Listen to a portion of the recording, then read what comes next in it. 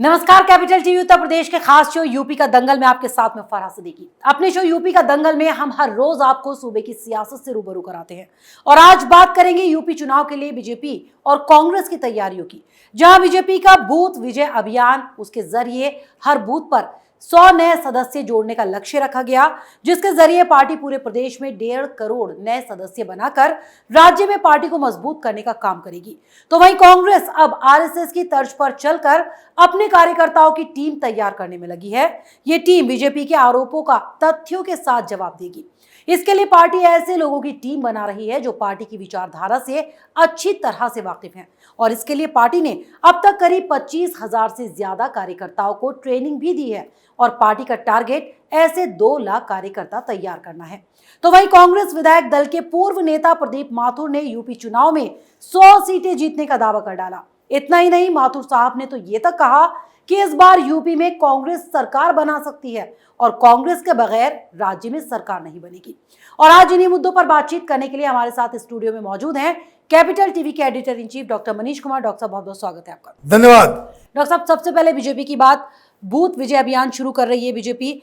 हर एक परिवार में, हर एक गांव में वो पहुंचेगी और वहां पे उसका अपना यूथ को टारगेट वो करेगी और अपने साथ जोड़ेगी, यानी ज्यादा से ज्यादा युवाओं को। और पार्टी का जो लक्ष्य है वो 1.5 करोड़ तक बनाएगी। क्या माना जाए, कितनी मजबूत होगी इससे पार्टी? देखिए, ये पहले से हम लोग दंगल में इस बात को कहते आ रहे हैं कि बीजेपी अपने ऑर्गेनाइजेशन को उस लेवल पे लेकर के जाना चाहती है कि जहां आप हर बूथ के ऊपर 60% वोट आप अपने कब्जे में कर लें। ये प्लान जो खबर आई है, हमने करीब 1 सप्ताह पहले बताया था कि किस तरीके से हर गांव में भारतीय जनता पार्टी अपना एक दफ्तर खोलने वाली है। अब उसमें टारगेट ये दिया जा रहा है कि हर बूथ के ऊपर 100 नए कार्यकर्ता, वोटर नहीं, नए कार्यकर्ता। एक पोलिंग बूथ में ऑन एवरेज कितने वोटर होते हैं? 500, 600, 700, बड़ा बूथ हुआ 1000। अब इसमें आपके 100 कार्यकर्ता हो जाएंगे, बाकी पार्टी क्या करेगी फिर? करेगी फिर? किसी के लिए तो मौका छोड़ना ही नहीं चाह रही है बीजेपी। ये एक फुल प्रूफ प्लान है और मैं बार बार कह रहा हूं, भारतीय जनता पार्टी इस इलेक्शन में जो प्लान बना रही है उसका वो 40% भी पूरा कर लेती है लक्ष्य में। ऑर्गेनाइजेशन की दृष्टि से भारतीय जनता पार्टी को अगले 20 साल तक यूपी में कोई हिला डुला भी नहीं सकेगा जी। क्योंकि कार्यकर्ता बनना, समर्थक बनना, वोटर बनना, ये अलग अलग चीजें हैं। अगर आप हर बूथ के ऊपर 100 कार्यकर्ता खड़े कर देंगे तब तो बाकी पार्टियों की तो छुट्टी वैसे ही हो जाएगी। इनको समझ भी नहीं आएगा। दिल्ली जैसे शहर में बूथ के ऊपर जब वोटिंग होती है, केजरीवाल स्वीप करते हैं, लेकिन केजरीवाल के पास भी एक बूथ के ऊपर 5 से 7 आदमी से ज़्यादा नहीं है। यहाँ 100 की बात हो रही है। तो ये अपने आप में बताता है कि किस हिसाब से ये जो विपक्षी पार्टियां हैं उनकी चुनौती कितनी तगड़ी है और जिस हिसाब से ये लोग चल रहे हैं उस हिसाब में तो मुझे नहीं लगता कि कोई टक्कर दे पाएगा। टक्कर जो है वो टफ कंपटीशन होने वाला है जी। डॉक्टर साहब, बात कांग्रेस की करते हैं। आजकल कांग्रेस एक नई स्ट्रेटेजी पकड़े हुए आरएसएस की तर्ज पर वो अपने कार्यकर्ता तैयार कर रही है ताकि बीजेपी के जो आरोप है, जो हमले हैं, तथ्यों के साथ जवाब दिया जाए और वो फॉलो कर रही है। बाकायदा ट्रेनिंग दी जा रही है पार्टी कार्यकर्ताओं को इसके लिए। क्या माना जाए, क्या कांग्रेस ये समझ चुकी है कि जो उसकी अब तक की स्ट्रेटेजी थी वो ठीक नहीं थी, इसलिए आरएसएस की तर्ज पर चल रही है? देखिए, कांग्रेस पार्टी लोगों को बहका रही है कि हम भी हैं मैदान में और कि ताकि खबर बने और लोगों को। अब आपने बताया कि कितने लोगों की ट्रेनिंग हो गई है? 25,000। प्रियंका वाड्रा के किसी भी रैली में हमको 25,000 लोग तो दिखाई नहीं दिए। ये कैसी आपने ट्रेनिंग दे दी कि प्रियंका वाड्रा वहाँ पहुँच रही है और आपके ट्रेंड किए हुए कार्यकर्ता गायब हो गए? लाखों की संख्या बताई जा रही है। कोई और नहीं तो वो तो होनी चाहिए। ऑब्वियस सी बात है। 25,000 लोगों को आप ट्रेन कर दिया और ऐसा ट्रेनिंग आपने दे दिया कि ट्रेनिंग वो कांग्रेस पार्टी में लेंगे और उसके बाद जा कहीं और रहे वो। चले जाएंगे भारतीय जनता पार्टी में। पूरी ट्रेनिंग आपने दे दी उनको और वो कहीं चले जाएंगे समाजवादी पार्टी में। तो ये तो कांग्रेस का हाल है। लेकिन आपने जो खबर दी उसमें एक बहुत बढ़िया एक जोक भी छिपा हुआ था। और जोक क्या है? कांग्रेस पार्टी ने कहा है कि अपने कार्यकर्ताओं को विचारधारा की ट्रेनिंग देगी ताकि वो तथ्यों के साथ भारतीय जनता पार्टी के डॉक्टर साहब अब तक विचारधारा नहीं जानते पार्टी के कार्यकर्ता को। अरे नहीं, मैं तो दूसरा सवाल कर रहा हूँ। जी राहुल गांधी बता दें भाई तुम्हारी विचारधारा क्या है? क्या? भाई कांग्रेस पार्टी की कोई विचारधारा है?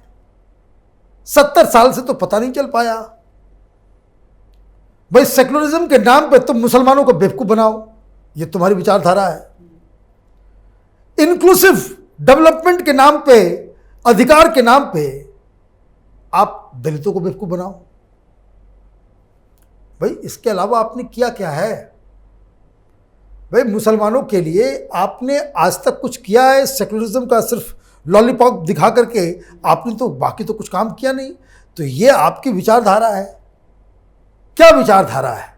टुकड़े टुकड़े गैंग के साथ पीछे पीछे जो राहुल गांधी ने 2 दिन पहले जो घोषणा की है कि हम आंदोलन करेंगे, हमारी पार्टी में कन्हैया को लेकर के आओ, उमर खालिद को लेकर के आओ, ये जितने जो जेएनयू के थके हुए फुके हुए कारतूस हैं उनको लेके आओ, ये उनको लेकर के आओ। जो मोहल्ला का चुनाव नहीं जीत रहे उनको जो है पार्टी में उसको किसी किसी राज्य का अध्यक्ष बना दो।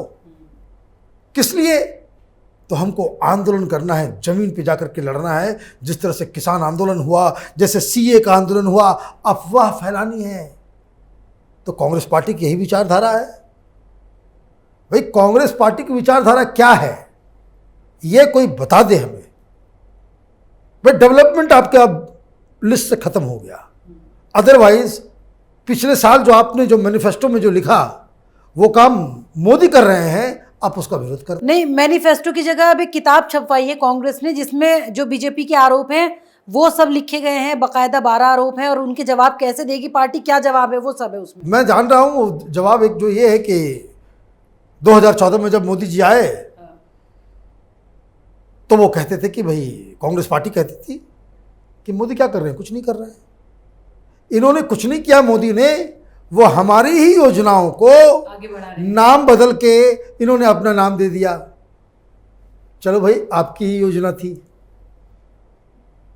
आपका ही प्लान था, आपके मुताबिक ही मोदी चल रहे हैं,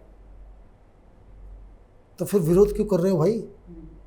आप ही की योजनाएं बढ़ा रहे हैं आगे। अरे भाई विरोध क्यों कर रहे हो? ये जिसे 3 कानून काला कानून कह रहे हो, 2019 2014 वो हर चुनाव में आपने ये वादा किया था कि भाई ये कानून हम लेकर के आएंगे, कानून लेकर के आ गए, अब विरोध करने लग जाए। तो इसलिए मैं कह रहा हूं कि Congress party, C for Congress, C for confusion, ये कंफ्यूज पार्टी है। नेता कंफ्यूज्ड है, उसके कार्यकर्ता कंफ्यूज्ड हैं। और अभी तो G23 इस पार्टी के जो top most 23 senior most leaders हैं वही कंफ्यूज चल रहे हैं। तो कांग्रेस पार्टी का तो कुछ नहीं होने जा रहा। और उसके बाद ये छलावा दे देना कि पहले आप ये कहते हो कि कांग्रेस पार्टी की सरकार बनेगी और अगले ही सेंटेंस में ये कह देते हो कि भाई बिना हमारी मदद के किसी की सरकार नहीं बनेगी। कांग्रेस के एक नेता यही कर रहे हैं आजकल। अरे बताइए ये माथुर साहब को क्या हो कह गया रहे हैं है? कि चमत्कार होते हैं पॉलिटिक्स में, कौन से चमत्कार की उम्मीद कर रहे हैं वो बिना किसी काम के, बिना असल बात किसी ये तरह के। चमत्कार की बात ये है कि दिल्ली में लुटियन गैंग में बहुत सारे से पत्रकार बैठे हुए हैं जो बार बार इस तरह की थ्योरी को वो पैडल करते रहते हैं, मीडिया में आर्टिकल लिखते रहते हैं कि प्रियंका वाड्रा में चमत्कारिक शक्तियां हैं। प्रियंका वाड्रा जो है, डॉक्टर साहब ये प्रदीप माथुर ने अरे मैं समझ गया, दादी वाला। अरे मैं समझ गया वो चमत्कारिक शक्तियां क्या हैं। वो चमत्कारिक शक्तियां ये हैं कि इंदिरा गांधी की साड़ी उठा लेगी, इंदिरा गांधी की तरफ बाल रंग लेगी, और ये लोग जो है जो दलाल पत्रकारों का गैंग है वो ये आर्टिकल लिखेंगे प्रियंका की नाक इंदिरा गांधी की तरह है, उनकी साड़ी जो है वो उस रैली में पहना था तो ये हुआ। भाई ये सब खत्म हो गया। एक ही जो काठ की हांडी जो है वो बार बार नहीं चढ़ती। प्रियंका वाड्रा पिछले 20 साल से कैंपेन कर रही है और हर बार उसको इंदिरा गांधी बता बता करके लोगों ने कांग्रेस का बेड़ा गर्क कर दिया है। ऐसा कर दिया है कि राहुल गांधी को के भागना पड़ा। तो ये कहानी है, तो कोई चमत्कार नहीं होते। ये Congress party, Samajwadi party, BSP के जो लीडर्स हैं, इनको समझना पड़ेगा कि अगर आपको भारतीय जनता पार्टी को चुनौती देनी है तो एक काम तो आप अफोर्ड ही नहीं कर सकते, जो कहते कि रिलैक्स होने का काम। You are fighting against a party जो 24/7/356 वो इलेक्शन मोड में जो पार्टी रहती हो, वो बीजेपी, जिसके कम से कम यूपी के अंदर जो टॉप के 20 लीडर्स होंगे वो मुश्किल से 3 से 4 घंटे सो पाते होंगे। ऐसा उनका पूरा दिनचर्या बना हुआ है। आप इतने कर्मठ लोगों से मैदान में लड़ने जा रहे हैं। ये वो भी ये कह के कि प्रियंका में इंदिरा गांधी की छवि दिखती है। अरे छवि तो छोड़ दीजिए, मैं तो पूछ रहा हूँ भाई, 1-2 सप्ताह से आपने कोई खबर नहीं दी अखिलेश यादव की? कहाँ है? कल लेकर आएंगे उनकी भी खबर। 5 अगस्त को वो साइकिल पे चढ़े थे। वो गायब है। उनकी साइकिल यात्रा पे वो 5 अगस्त को साइकिल पे चढ़े थे। आज तारीख देख लीजिए, अगली भी 5 निकल गई। अब ऐसा लगता है कि वो एक बार साइकिल पे चढ़े, पंचर हो गया साइकिल, और उसके बाद अभी तक उसमें हवा तक नहीं डाल पाए हैं। वही के वही है। मायावती एक जिसको कहते थे कि वो गेस्ट अपीयरेंस, वो प्रबुद्ध वर्ग सम्मेलन में उनका गेस्ट अपीयरेंस हुआ और गायब हो गई। यहाँ प्रधानमंत्री, गृह मंत्री, पार्टी अध्यक्ष नड्डा, चीफ मिनिस्टर, तो डिप्टी चीफ मिनिस्टर, ये सो नहीं पा रहे हैं। और जिनको चैलेंज करना है वो बैठ करके, मीडिया वालों के साथ बैठ करके अभी प्लानिंग में ही जुटे हुए हैं। अगर यही चलता रहा तो ये 1 साइडेड मैच हो जाएगा, अफगानिस्तान वर्सेस इंडिया का क्रिकेट मैच।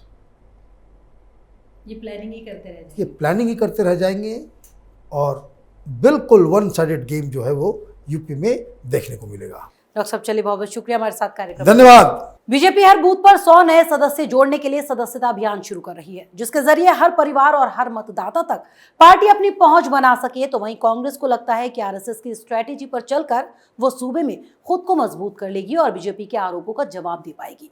वहीं उनके नेता प्रदीप माथुर अपनी ही ख्याली दुनिया में मशगूल हैं, जिन्हें लगता है कि राजनीति में चमत्कार होता है। इतना ही नहीं, वो ये चाहते हैं कि अगले चुनाव में प्रियंका गांधी वाड्रा पार्टी का चेहरा हो, क्योंकि प्रियंका में पार्टी कार्यकर्ता उनकी दिवंगत नेता यानी इंदिरा गांधी की झलक देखते हैं। अब इन्हें ये कौन समझाए कि अगर सिर्फ झलक देखने भर से चुनाव जीता जाता तो कोई भी पार्टी इतनी मेहनत क्यों करती। तो फिलहाल हमारे इस प्रोग्राम में बस इतना ही, लेकिन अगर आपको हमारे प्रोग्राम पसंद आया तो इसे लाइक करें, शेयर करें और उत्तर प्रदेश चुनाव से जुड़ी हर खबर को जानने के लिए कैपिटल टीवी के साथ साथ कैपिटल टीवी उत्तर प्रदेश को सब्सक्राइब करना ना भूलें।